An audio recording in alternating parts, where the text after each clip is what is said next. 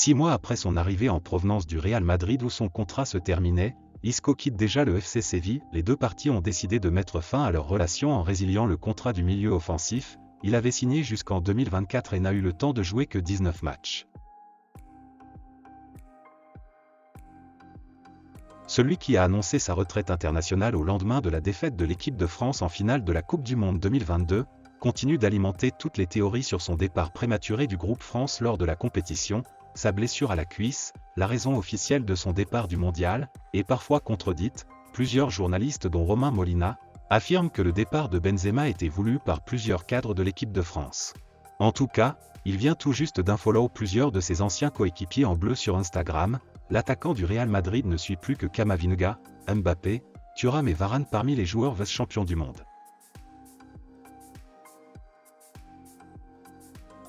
Le défenseur central Pascal Struijk a été prolongé par Leeds United. Le Belge a prolongé pour les 5 prochaines saisons.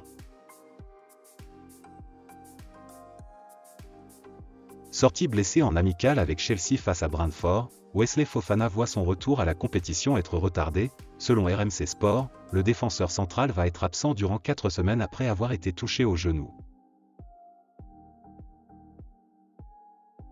Sacré avec l'Argentine lors du mondial, Lionel Messi a rempli l'un des plus grands objectifs de sa carrière et peut désormais se focaliser sur sa situation personnelle. Actuellement dans sa dernière année de contrat, la Pulga sera libre dans les prochains jours de s'engager avec le club de son choix en vue de la saison prochaine, mais Léo Messi ne s'imagine pas quitter le PSG et devrait rapidement prolonger son contrat. Le Parisien a même révélé que le PSG était proche de parvenir à ses fins pour la prolongation de Lionel Messi.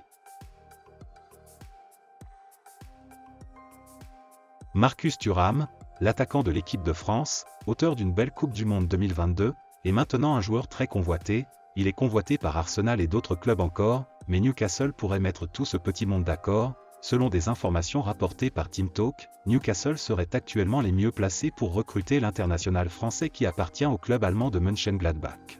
Le club du nord-est de l'Angleterre qui bénéficie des moyens de son propriétaire saoudien serait en négociation avec le club allemand pour le transfert de Marcus Thuram. Le club allemand a déclaré vouloir 12 millions d'euros mais les dirigeants de Newcastle tentent de négocier ce prix à la baisse.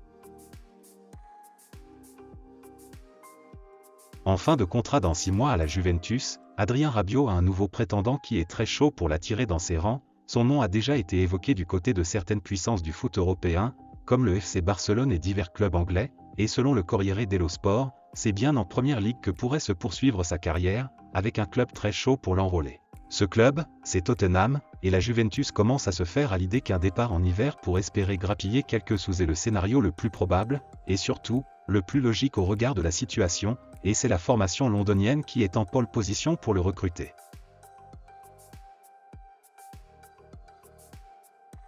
Très en vue lors du Mondial 2022, Jude Bellingham ne manque pas de courtisans prestigieux, mais selon les informations du journal AS, le milieu de terrain anglais a choisi de poursuivre sa carrière au Real Madrid plutôt qu'en Angleterre, et la volonté du milieu pourrait contribuer à faciliter les négociations entre Dortmund et le Real Madrid, et un éventuel transfert du phénomène se négocierait autour de 120 millions d'euros.